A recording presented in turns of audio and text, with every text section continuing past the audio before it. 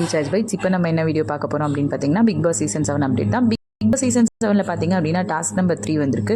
Task number 3 பார்த்தீங்க அப்படின்னா வந்து கில் ஆர் ஸ்டே அப்படின்னு ஒரு டாஸ்க் கொடுக்குறாங்க. இது வந்து கான்வர்சேஷன் பேஸ்டாக அந்த டாஸ்க் தான், ஃபிசிக்கல் டாஸ்க் கிடையாது.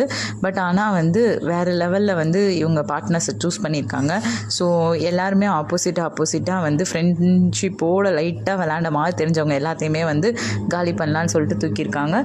ஸோ இதில் பார்த்தீங்க அப்படின்னா ஃபஸ்ட்டு மாட்டின பேர் யார் அப்படின்னு பார்த்தீங்கன்னா விஷ்ணு அண்ட் மணி. ஸோ இதில் வந்து விஷ்ணு வந்து ஸ்டே கார்டு மணிக்கு கொடுக்குற மாதிரி தான் வந்து ப்ரோமோவில் ரிலீஸ் ஆகிட்டுருக்கு. அடுத்து பார்த்தீங்க அப்படின்னா ரவீனா அண்ட் பூர்ணிமா. ஸோ ரவீனா வந்து கில் கார்டு தான் கொடுக்குறாங்க. ஏன்னா ரவீனா என்ன ரீசன் சொல்கிறாங்க அப்படின்னா, நீங்கள் வந்து இந்த டிக்கெட்டு ஃபினாலே இல்லைனா கூட ஃபினாலேயில் இருப்பீங்க அப்படின்னு நான் நினைக்கிறேன் அப்படின்ற மாதிரி ரவீனா சொல்லியிருக்காங்க. ஸோ அடுத்து வந்து பார்த்திங்க அப்படின்னா மாயா அண்ட் நிக்சன் வேறு லெவல் இது. ஸோ இந்த கான்வர்சேஷனில் வந்து ஸ்டே ஆர்க்கில் யார் கொடுக்குறாங்கன்னு நமக்கு இன்னும் தெரியல, நம்ம லைவ் பார்த்தா தான் தெரியும். அடுத்து பார்த்திங்க அப்படின்னா தினேஷ் அண்ட் விசித்ரா.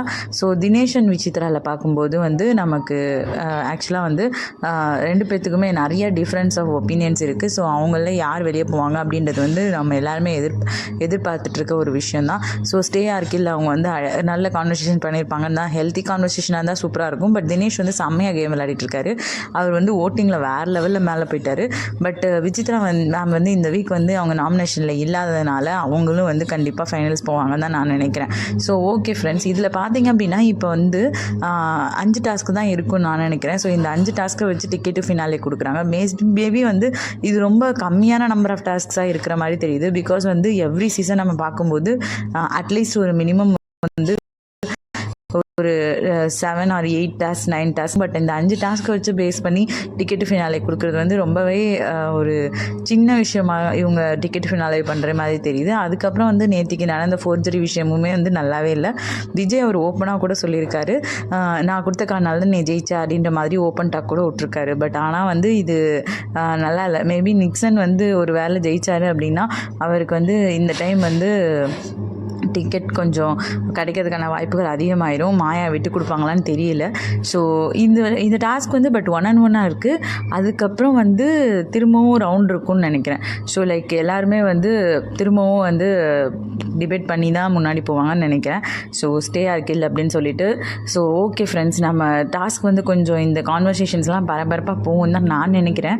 ஸோ நமக்கு ஏற்ற மாதிரி தான் இருக்கும். பட் இது வந்து ஃபிசிக்கல் டாஸ்க் இல்லைன்றதுனால கொஞ்சம் கிளவராக விளையாண்டா தான் ஜெயிக்க முடியும். ஸோ இந்த டாஸ்கில் வந்து பார்த்திங்க அப்படின்னா ஆல்ரெடி வந்து மாயாக்கிட்டேயும் கொஞ்சம் பாயிண்ட்ஸ் இருக்குது. அதே மாதிரி தான் வந்து பூர்ணிமாக்கிட்டேயும் கொஞ்சம் பாயிண்ட்ஸ் இருக்குது. பட் தினேஷ்கிட்ட வந்து அந்தளவுக்கு பாயிண்ட்ஸ் கிடையாது. பட் இருந்தாலுமே வந்து ஆக்சுவலாக வந்து இந்த கேமில் வந்து நிக்சன் விஷ்ணு யாராவது கொஞ்சம் வின் பண்ணாங்க அப்படின்னா, மணி, இவங்க 3 பேரில் யாராவது வின் பண்ணாங்க அப்படின்னா வந்து கொஞ்சம் பாயிண்ட்ஸ் அவங்களுக்கு அதிகமாகிறதுக்கு வாய்ப்பு இருக்குது. ஸோ இந்த டாஸ்க் வந்து இவங்க 3 பேர்த்துக்கும் ரொம்ப ரொம்ப முக்கியம். பட் ஆனால் இந்த டைட்டில் ஃபினாலே டிக்கெட்டு ஃபினாலே வந்து ரொம்ப ரொம்ப முக்கியம் யாருக்கு அப்படின்னு பார்த்தீங்கன்னா நிக்சன் இதை அண்டர்ஸ்டாண்ட் பண்ணி தான் உண்மையாகவே உள்ளே இருக்காரான்றது கண்டிப்பாக தெரியல. பிகாஸ் மக்கள் சப்போர்ட் அவருக்கு இல்லவே இல்லை. இது தெரியாமல் இன்னும் வேறு பூர்ணிமா கூட வேறு என்னமோ பண்ணிகிட்டு இருக்காங்க. ஸோ நல்லாவே இல்லை பார்க்குறதுக்கு.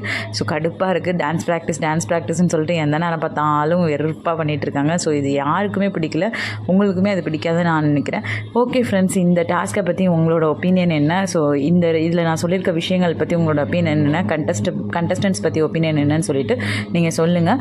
தேங்க்ஸ் ஃபார் வாட்சிங். கமெண்ட்ஸில் பாஸ் பண்ணுங்கள். தேங்க்ஸ் ஃபார் வாட்சிங்.